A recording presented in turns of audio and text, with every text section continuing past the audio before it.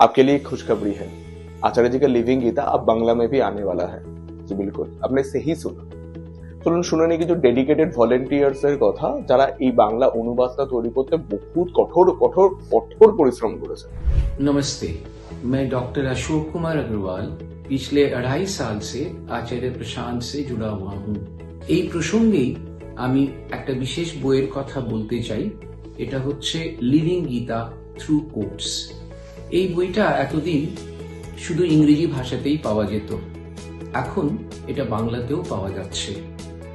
এই বইটার একটি উদ্ধৃতি আমি একটু পড়ে শোনাতে চাই।